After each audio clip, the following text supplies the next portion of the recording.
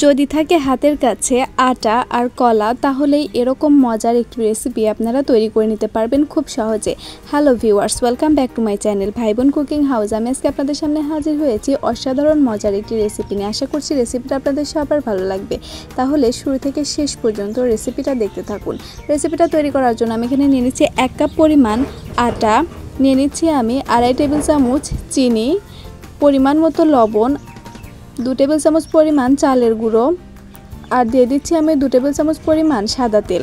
সব কিছু একত্রে আমি মিশিয়ে নিচ্ছি। এবার আমি অল্প অল্প করে পানি দিয়ে একটি খামির তৈরি করে নিচ্ছি। খামিরটা তৈরি করে নেওয়া হয়ে গেছে। এবার আমি এটা রেস্টে রাখছি 10 মিনিটের জন্য। আর এর মাঝে আমি একটি কলা এভাবে করে স্লাইস করে কেটে নিচ্ছি।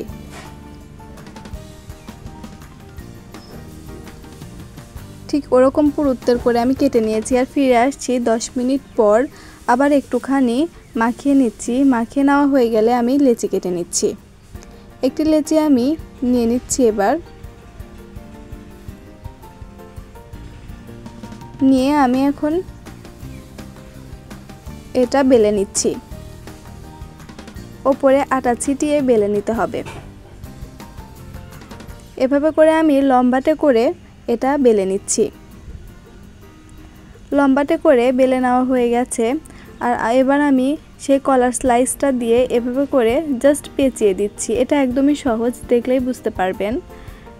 এটা বলে বোঝানোর কিছুই নেই। এবার এভাবে করে চেপে চেপে দিয়ে দিচ্ছি। আর অতিরিক্ত আটাটা এভাবে করে ছিঁড়ে নিলাম। তাহলে এভাবে করে আমি সবগুলো বানিয়ে নিচ্ছি। বানানো হয়ে গেলে এটা ভাজার জন্য আমি চুলায় পর্যাপ্ত পরিমাণের তেল গরম করে এটা দিয়ে দিলাম। আর উল্টে পাল্টে সুন্দর একটি কালার আসা পর্যন্ত আমি এটা ভেজে নিচ্ছি। আমার রেসিপিটা যদি আপনাদের ভালো লাগে লাইক, কমেন্ট এবং শেয়ার করবেন। আর যারা আমার চ্যানেলটাতে নতুন, আমার চ্যানেলটা সাবস্ক্রাইব করে পাশে থাকা বেল বাটনটি বাজিয়ে দেবেন। এতে করে আমার ভিডিওর নোটিফিকেশান সবার আগে আপনি পাবেন। দেখে বুঝতেই পারছেন এটা কতটা সুন্দর হয়েছে।